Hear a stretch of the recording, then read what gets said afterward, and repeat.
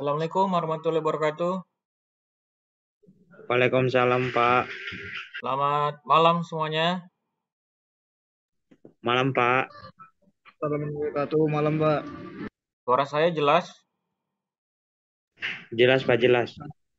Oke, untuk PowerPoint-nya bisa terlihat? Bisa, Pak. Bisa ya? Oke, baik. Nah, pada materi ke-9 ini kita bagaimana dalam hal melakukan suatu riset atau penelitian, tentu yang pertama kali kita lakukan adalah pengumpulan data, ya. Di mana kita melakukan pencarian informasi yang dapat kita lakukan melalui metode pengamatan, pengukuran, ya, di mana data yang kita harapkan itu kita peroleh berupa data bilangan, angka-angka, ataupun yang kita sebut biasa data kuantitatif, ya. Jadi pengamatan ataupun pengukuran yang kita lakukan, ya, itu bukan berarti hanya melihat atau mengukur secara fisik, ya, tetapi bagaimana kita melakukan observasi, ya, secara mendalam dengan melibatkan beberapa cara, misalnya seperti pencatatan, perekaman kejadian, dan juga perhitungan, ya. Nah, pengumpulan data itu dapat kita lakukan menggunakan tes, kemudian kuesioner, ataupun juga wawancara, ya.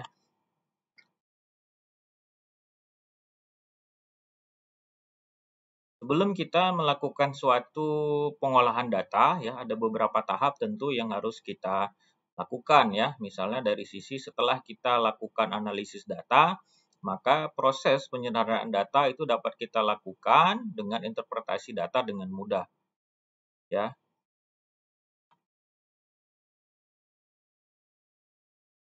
Pengolahan data tentunya merupakan suatu proses, ya, untuk memperoleh data ringkasan, ya, berdasarkan dari suatu kelompok data mentah, ya, dengan kita menggunakan rumus tertentu sehingga menghasilkan informasi yang kita perlukan, ya. Misalnya bagaimana kita menghubungkan data di kuesioner dengan tujuan penelitian kita, ya.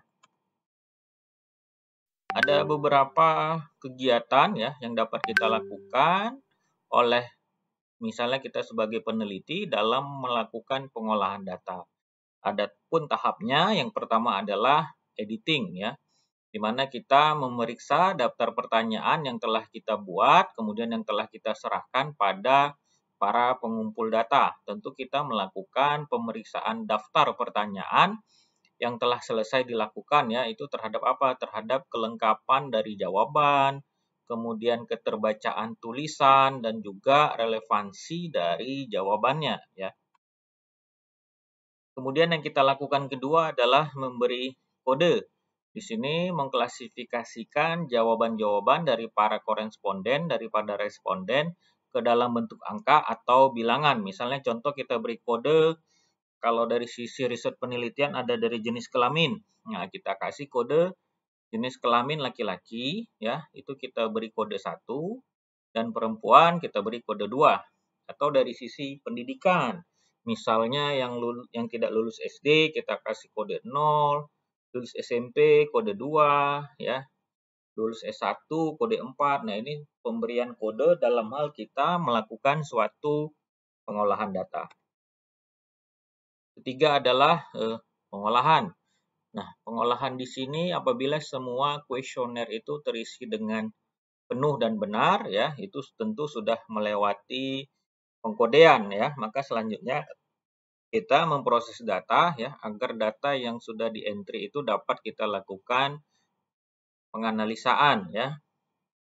Tentu pemrosesan data kita lakukan dengan cara mengentry data dari kuesioner ke program komputer. Nah, biasanya untuk program ini kita kenal dengan pengentrian data itu adalah program SPSS for Windows, ya. Ini biasa dilakukan untuk pengolahan data yang kita lakukan riset atau penelitian. Kemudian keempat adalah cleaning. Nah, di sini pembersihan data, ya. Kita melihat variabel, ya, apakah data sudah benar atau belum, ya. Kemudian kita pengecekan kembali data yang sudah di-entry, ataukah ada kesalahan atau tidak ada kesalahan, ya.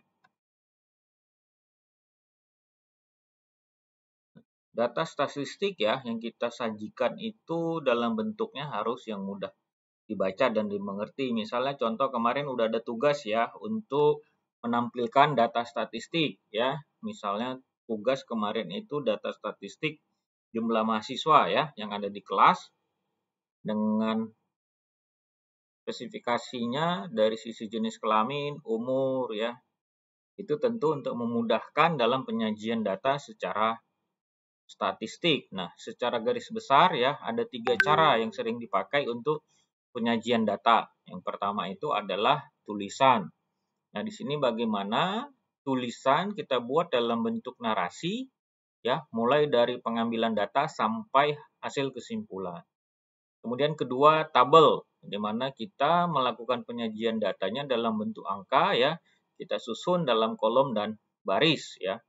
Kemudian grafik atau juga bagaimana untuk penyajian data melalui grafik. Nah, kita hari ini belajar tentang pengolahan data, penyajian data apabila kita melakukan suatu riset atau penelitian. Selanjutnya silakan diaktifkan videonya. Saya mau ambil rekod absensi kita sambil menunggu kalau ada tanggapan, pertanyaan dipersilahkan. Silakan diaktifkan videonya.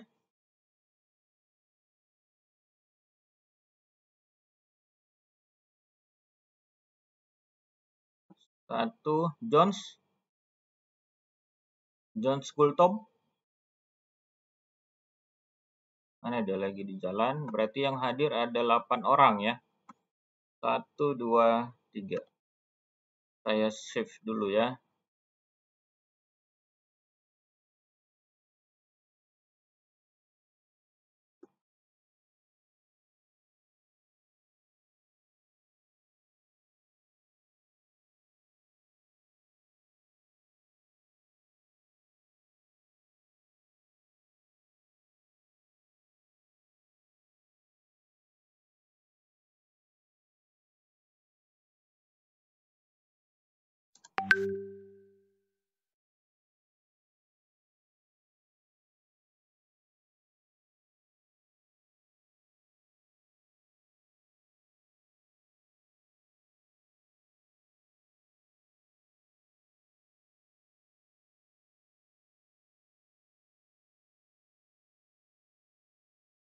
Sudah saya save ya.